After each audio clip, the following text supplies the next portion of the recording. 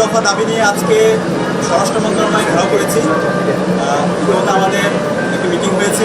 আমরা আমাদের দাবিগুলো আপনাদের সামনে উত্থাপন করছি। আমাদের 1 নম্বর দাবি, আমাদের ভাই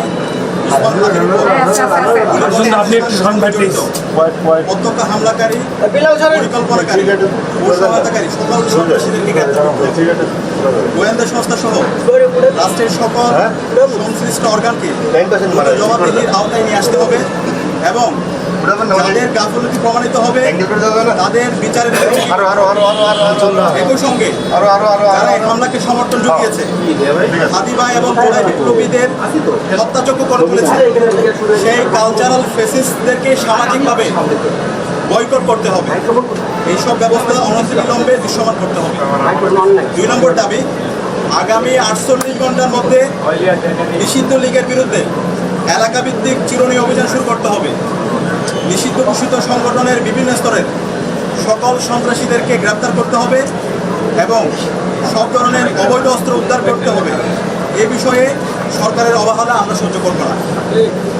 3 নম্বর দাবি, ভারতীয় আধিপত্যবাদের বিরুদ্ধে প্রথম অপরিহার্য পদক্ষেপ হিসেবে খুনি হাসিনাকে দেশে ফিরিয়ে এনে তার বিরুদ্ধে মানবতা বিরোধী অপরাধের প্রদত্ত রায় কার্যকর করতে হবে।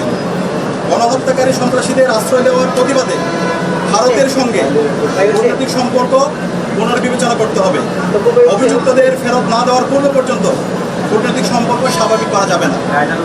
এই দাবি অনতিবিলম্বে না মানা হলে এবং আইন শৃঙ্খলা পরিস্থিতি দৃশ্যমান পরিবর্তন না দেখাতে পারলে স্বরাষ্ট্র উপদেষ্টা, আইন উপদেষ্টা এবং পররাষ্ট্র উপদেষ্টাকে পদত্যাগ করতে হবে।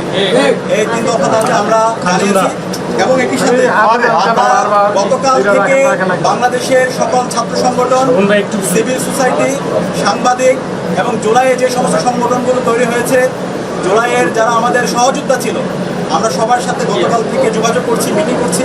ছাত্রদল, ছাত্র শিবির, ইন্ডিপেন্ডেন্ট অ্যাক্টিভিস্ট এবং বামপন্থী সংগঠন, ইসলামিক সংগঠন এবং সব ধরনের নাগরিক, ছাত্র এবং নাগরিকদের সাথে আমরা যোগাযোগ করেছি। আমরা সারা দেশে সবাইকে ঐক্যবদ্ধ হওয়ার জন্য আমাদের ফেসিবাদের বিরুদ্ধে, আমাদের কমন এনিমি ভারতের যে যারা বাংলাদেশে দাসত্ব কায়েম করতে চায় এবং একই সাথে এই বৌদ্ধ ফেসিদের বিরুদ্ধে আমাদের ঐক্যবদ্ধ হওয়ার জন্য আমরা সবার সাথে কথা বলেছি এবং সকল ফেসিবাদ বিরোধী যারা আন্দোলন সংগ্রাম করছে সবাই একমত হয়েছে এবং দ্রুতই সকল ফেসিবাদ বিরোধী আমরা যারা জুলাই একসাথে নেমেছিলাম আমাদের সম্মিলিত কর্মসূচি আপনারা দেখতে পাবেন।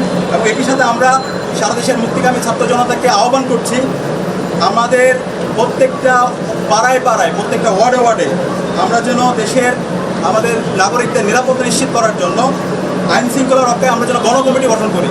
যে গণকমিটির মাধ্যমে যারা ফেসিবাদের দূষর আছে, খুনি হাসিনা এবং তার দূষর, নিষিদ্ধ ছাত্রলীগ, যুবলীগ, সন্ত্রাসীদেরকে আইডেন্টিফাই করে তাদেরকে যেন থানায় দেওয়া হয় এবং তাদের বিরুদ্ধে যেন ব্যবস্থা নেওয়া হয়। এবং সেই জায়গায় স্বরাষ্ট্র মন্ত্রণালয় নিশ্চিত করেছেন আমাদের যে গণকমিটি গঠিত হবে তাদেরকে সার্বিকভাবে আইন শৃঙ্খলা রক্ষাকারী সহযোগিতা করবে।